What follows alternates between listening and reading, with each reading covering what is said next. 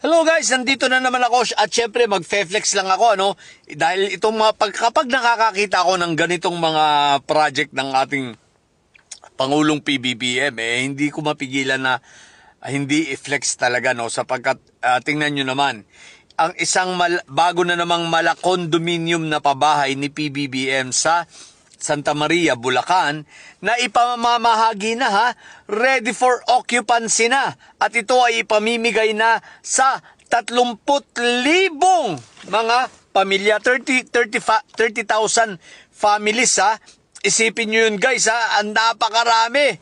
So napakaraming pabahay na ito na ipamimigay ng ating Pangulo sa mga kababayan natin na nasa Bulacan.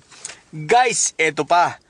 Hindi lamang ginagawa ng Pangulo na inaalis sa kalsada o kung sa mga squatter, kundi binibigyan ng maayos na tahanan ng ating mga kababayan. Hindi lang basta maayos na tahanan isang maayos na komunidad. Bakit? Ang programa kasing ito ng Pangulo guys kakaiba. Hindi lang basta inabot sa iyo ay tapos na. Hindi, kundi nagkakaroon na sila ng kalakip nito, pagtanggap mo magiging miyembro ka na ng Homeowners Association. Ibig sabihin, ito ay parang condominium talaga o isang parang subdivision community na aalagaan ninyo sapagkat ito ay sa inyo na. Ibig sabihin, magkakaroon kayo ng rules, magkakaroon kayo ng association, i-maintain nyo talaga yung building. Ibig sabihin, hindi na ito ordinaryong pamumuhay lang na parang wala lang, para ka na katulad nung maaring nasa squatter ka nung araw. Ngayon, iba na. Talagang ito ay literal na magiging maayos ang iyong pamumuhay, formal at ito na nga, yan, nasa maayos dahil meron na kayong isang maayos na komunidad na pinapatakbo ng inyong sariling homeowners association. So napakaganda nito at the same time kompleto ito ng mga amenities. Ang alam ko may mga basketball court at the same time nasa city, malapit sa lahat.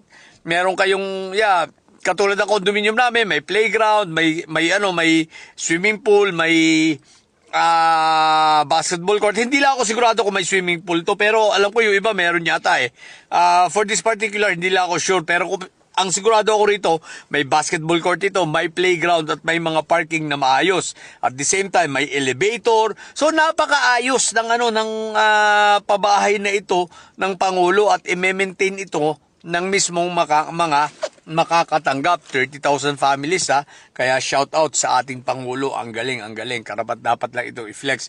Ngayon, marami magtatanong, paano ba maka-avail nito? I-check nyo na lang yung mga website ng ating sa 4PH ng ating Pangulo.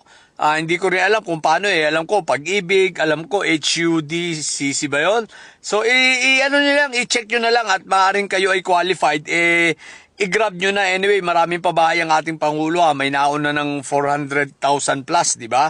So, ito, another 30,000. So, tuloy-tuloy ito hanggang sa magtapos ang termino ng Pangulo. May mga makukuha kayo. So, puntahan nyo na ang website. At sayang ang ganitong mga opportunity. Napakasarap mabuhay sa isang komunidad na maayos, may homeowners association. Napakaganda. Okay, ito ang pangalawa guys.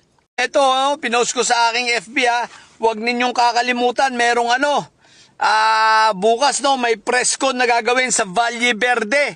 Itong 18 Marites ito, nagbigay sila ng advisory sa mga media, ready raw sila magpa-interview. Ready raw silang magpa-interview at mamahagi ng mga bagong chismis, 'di ba? At mga gawa-gawang kwento. Kung ano pinagagawa ng mga inayupak na to. So yun, magpe-press con dos. Wala lang. I-share ko lang sa inyo para may bago kayong mamaritesin. Ayan yung mga marites na 18, magmamarites raw uli bukas 2 to anong oras ito? 11 AM to 2 PM. What the heck? So yun lang. So mamubuntidili siya. Ewan ko ba kung bakit ba ito pinapatulang pa ng media. So mga bubuntidilis at may sahid dyan, nyo, ang tatay nyo ay karton, natili kayo mga bobot may sahid sapagkat ang may sahid ay lagi high blood. Bye!